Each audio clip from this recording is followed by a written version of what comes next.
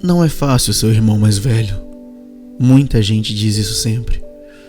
Mas a história que eu tenho para contar para vocês hoje é sobre dois irmãos.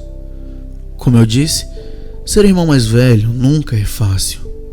Tiago, o meu irmão mais velho, esperava a nossa mãe chegar da maternidade com seu irmão, como ele dizia. O seu irmão estava agindo de maneira estranha. Ele simplesmente parava de respirar. E isso para um bebê é um pouco preocupante. Então, a sua mãe e ele demoraram um pouco para chegar da maternidade. Mas desde o momento que eles chegaram, o Tiago sempre foi muito próximo dele. Sempre cuidou, sempre ensinou coisas. As poucas coisas que sabiam, porque era apenas 5 anos de diferença, para mim, o seu irmão mais novo. É possível ver nas fotos ele sempre me abraçando, sempre perto de mim, desde pequenininho. Mesmo quando tudo parecia um pouco conturbado, ele sempre estava lá. Mas isso foi uma coisa que desenvolveu com o tempo. Poucos sabem, mas meu primeiro filme de terror foi assistindo com ele. Inclusive, é uma história bem engraçada. Estávamos na sala assistindo um dos filmes do Brinquedo Assassino, provavelmente o 3, e ele já não gostava muito de filmes de terror, mas mesmo assim, ele queria ficar lá comigo, para poder assistir até o fim. Só que eu era ainda muito jovem, devia ter uns 4 ou 5 anos, e ficava com muito medo.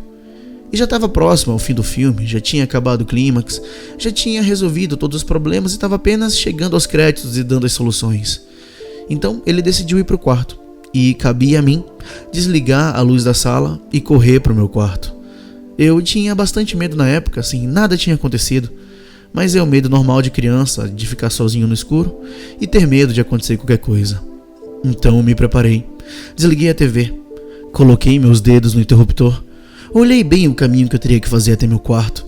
Eu correria da sala, passaria pela porta dos meus pais, desviaria da parede onde está a porta deles e correria direto pelo corredor até o nosso quarto.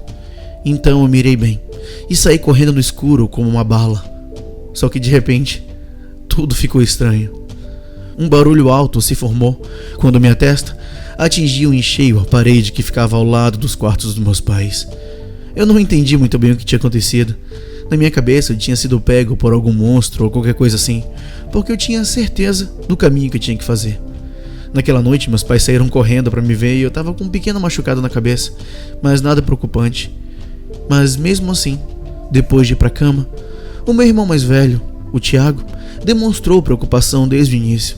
Eu acho que ele não dormiu aquela noite, porque toda vez que eu acordava com dor, ele estava meio sentado na cama, meio que olhando, sabe? Eu acho que é uma coisa de irmão mais velho. Mas nem sempre foi assim. O tempo passa e os irmãos mais velhos tendem a ter uma cabeça diferente. Eles querem os seus próprios amigos, fazer suas próprias atividades. Afinal, são 5 anos de diferença. Eu lembro quando ele saía para brincar com os nossos amigos da rua. Eles eram tão legais, eram tão divertidos e eu, uma criança pequena como qualquer irmão caçula, sempre queria lá brincar com eles e me divertir. Eu lembro de uma história em particular. Eles montaram um cinema, decidiram assistir um filme que eu adorava. Era Rei Leão. E lógico, eu já tinha assistido várias e várias vezes porque eu tinha fita em casa. Por algum motivo, antes de começar qualquer fala, eu sempre sabia todas elas, inclusive as músicas, expressões e até mesmo os gemidos dos personagens. Naquele momento, eu lembro dele olhando pra mim e falando: "O que você tá fazendo aqui? Você já assistiu esse filme 1000 vezes, só tá atrapalhando a gente."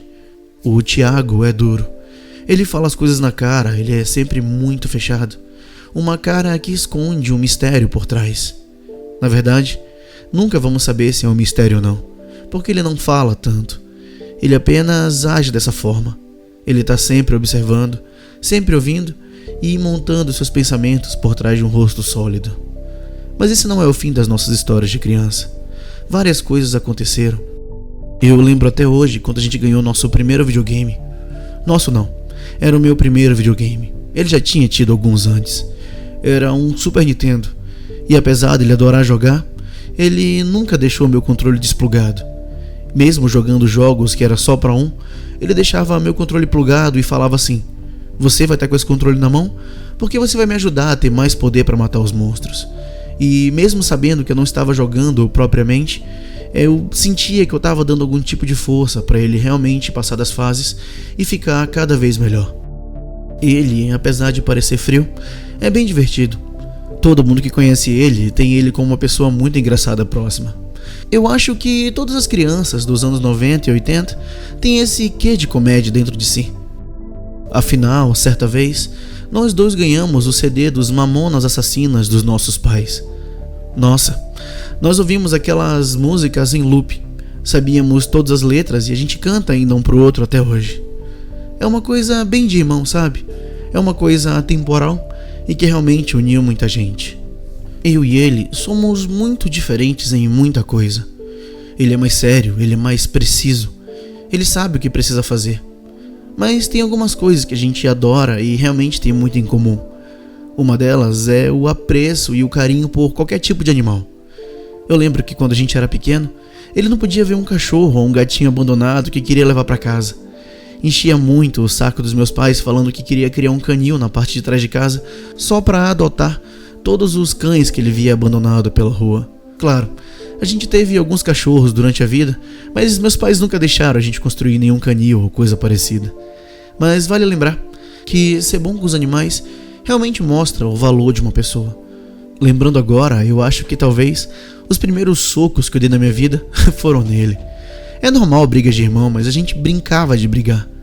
Eu lembro que certa vez a gente juntou as nossas duas camas lado a lado e começamos a trocar socos, a jogar um ao outro para fora da cama. Era bem divertido fazer isso, só que em certo momento ele me empurrou forte demais e eu acabei atravessando a porta do guarda-roupa. Nossa, claro que nossa mãe chegou na hora e, bom, ela fez o que deveria ter feito. Olhando para trás agora, eu consigo também perceber que talvez a minha primeira referência de casal foi vendo ele e a primeira namoradinha. É difícil, eu estranhava tanto. Por que eles queriam tanto ficar juntos e por tanto tempo? E realmente foi aí que eu vi a caixa de Pandora inteira abrindo. Meu irmão é um romântico. Ele gosta muito de se envolver e ter relações. Às vezes, dificulta um pouco pra gente porque não dá tempo da gente aprender o nome da namorada atual dele. Ele troca bastante. É uma característica bem boa dele. Ele é bem impaciente. Porém, quando ele se estressa ou desgosta de algum momento do relacionamento, ele simplesmente deixa e procura um pouco de paz para a cabeça dele. Inclusive, ele se casou. Por 3 meses, mas se casou. O que deixou difícil que a gente ao menos descobrisse o nome da esposa dele. Ainda mais que eu já estava longe. Eu já não estava morando mais perto dele. E isso dificultava um pouco saber mais sobre ele, sobre as coisas que aconteciam ao seu redor. Foi difícil, sabe? Mudar de cidade. Pensar que você está deixando seus amigos, seus parentes e seu irmão para trás. Mas a gente resolvia isso. A gente conversava várias vezes por dia e também sempre tinha as chamadas de vídeo à noite, que eram praticamente bem divertidas. Bom, eu acho que eu já enrolei demais, né? Você quer saber onde que tá o terror dessa história? Afinal, é um podcast sobre terror. Bom, o terror começa quando a gente revela um detalhe sobre a gente. A gente tem uma condição parecida. Não é nada assim. Nada assustador como você pensa. Os nossos braços e ombros simplesmente deslocam. É uma coisa mais genética do que outra coisa. E você nunca consegue saber quando vai acontecer. Você pode facilmente carregar, sei lá, um peso de 100 quilos e seu braço deslocar quando você estiver simplesmente colocando uma camiseta. É bem aleatório. E não me incomoda nada, mas ele incomoda. Então, ele decidiu fazer uma cirurgia no ombro para poder resolver isso. A cirurgia aconteceu, só que algo deu errado. Ele ainda sentia muita dor, mesmo supostamente o braço dele está completamente recuperado. Então, o médico decidiu um tratamento mais invasivo. Passou um medicamento um pouco mais forte e altamente viciante. Ele deu a dosagem errada, uma dosagem muito alta, que acabou gerando um vício pelo medicamento. Lembrando que o Thiago não usava o medicamento pelo barato. O medicamento nem dava barato assim. Era simplesmente para acalmar a dor. E era uma dor absurda pelo que ele falava. E era bem difícil, porque ele tentou algumas vezes simplesmente parar, mas ele gritava de dor, era bem complicado. Foi alguns anos difíceis. E, recentemente, ele faleceu. Não é uma coisa muito fácil falar sobre alguém que esteve com você a vida inteira e não tá mais. Você lembra coisas, você pensa em coisas, em mil coisas que podia ter feito diferente, pensando em algum jeito desesperado de salvar a vida de um ente querido. Mas a gente sabe que não é bem assim. A gente procura culpados, procura as soluções mirabolantes que você poderia ter feito, mas realmente que não adiantaria. É o curso das coisas, é como elas devem, infelizmente, acontecer. E foi por isso que eu estive longe algumas semanas. Eu tive que ir até Manaus para prestar a última homenagem ao meu irmão. E ele gostaria que eu falasse um pouco dele aqui. Gostaria que eu contasse alguma parte da nossa história, porque não pertence só a mim. São memórias que eu decidi dividir com todo mundo que tá aqui, ouvindo sempre, o tempo todo, e acompanhando as histórias não tão reais do dia a dia. Essa é uma história real. É uma história de terror pra mim, porque eu acho que não tem nada mais assustador do que perder uma pessoa muito querida. E o que eu posso fazer, o que ele gostaria que eu fizesse, é me oferecer para todo mundo que esteja passando por uma situação parecida. Eu sei que você tem vergonha de falar, medo de sair, medo de se expor e provavelmente, talvez até tenha afundado um pouco na depressão, porque eu sei que ele passou por todos esses estágios, mesmo sabendo que a gente estava perto o tempo todo. E é uma coisa muito particular de cada um.